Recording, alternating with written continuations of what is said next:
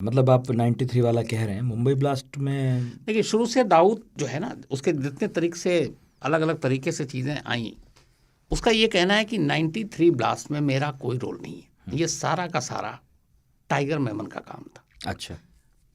उसका ये कहना था कि चूंकि जब राम जन्मभूमि और बाबरी मस्जिद का विवाद के बाद जब 6 दिसंबर हुआ और उसके बाद फिर मुंबई में दंगा हुआ, तो उस दंगे के दौरान बहुत सारे हिंदू मुस्लिम दोनों मारे गए थे।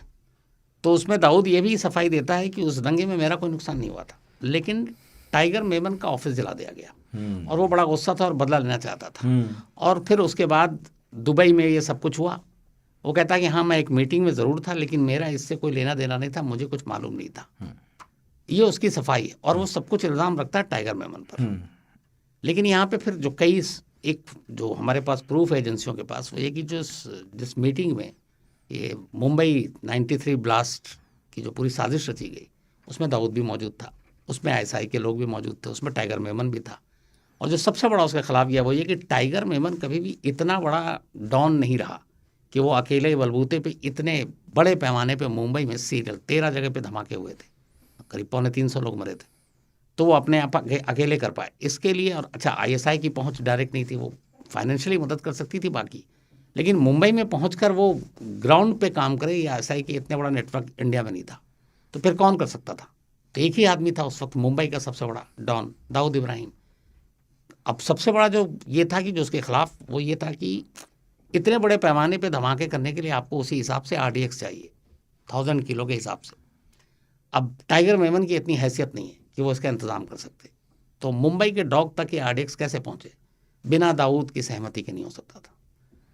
तो दाऊद का ये कहना है कि इसमें शामिल नहीं हो, लेकिन ये जो सारी चीज़ें कि मैन पावर सप्लाई करना, रैकी में मदद करना, कैसे ऑपरेशन को अंजाम देना है, और सबसे बड़ी बात है कि इतनी बड़ी मात्रा में आरडीएक्स मुंबई के बंदरगाह तक पहुंचाना, ये टाइगर मेमन के अकेले न बस की बात थी, ना उसके पास इतने पैसे थे और ना उसके पास इतना बड़ा गैंग था।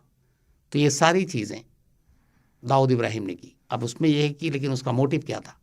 तो वही कि जब बाबरी मस्जिद वाला हुआ, उसके बाद आईएसआई ने उसको एक तरह से ब्रेन वॉश किया और कहा कि हमें ये काम करना है, और टाइगर मेमन ने इसमें उसकी पूरी मदद की। और सबसे बड़ा जो उसके खिलाफ एक और भी चीज़ है कि जब ये कुछ हुआ मार्च 93 में, उससे पहले ही दाऊद मुंबई छोड़कर दुबई भाग चुका था।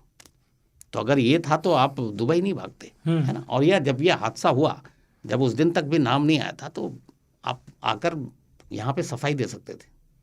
लेकिन दाऊद फिर कभी नहीं आया, बल्कि उल्टा वो दुबई से भी पाकिस्तान चला गया, क्योंकि दुबई से उसको पकड़ कर यहाँ लाया जा सकता था, उसको खतरा था। तो सेफ हाउस एक ही था, और वो जिस आईएसआई के इशारे पे ये सब कुछ हुआ, तो आईएसआई पाकिस्तान में, तो दाऊद का पाकिस्तान में उससे ज़्यादा सुरक्षित ठिकाना नहीं था। जो लोग वक्त वक्त पर पकड़े जाते हैं, दाऊद के करीबी भी कहे जाते हैं, क्या कभी उन्होंने भी ये बात मानी कि दाऊद का हाथ था? देखिए, जितने भी प्रूफ हैं जो दाऊद के, खास अगर आप डी कंपनी की बात करेंगे तो वो कोई नहीं मानता। अच्छा, नहीं, जो पकड़े गए, और अभी हम सुनते रहते हैं पुलिस इंटेरोगेशन में ये आया वो आया।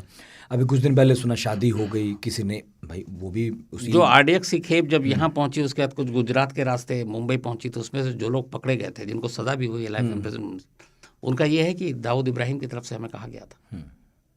तो एविडेंस तो हैं, जो अपनी पूरी एसआईटी बनी थी सीबीआई की, एविडेंस तमाम है, लेकिन ये कि दाऊद नहीं है। आज मतलब 30 साल हो गए, 30 साल से हमारी एजेंसियां ढूंढ रही हैं, हर बार ये दावा होता है, हर बार कि पकड़ा जाएगा, ये होगा, लेकिन आज तक दाऊद, अभी तक तो हाथ नहीं आया।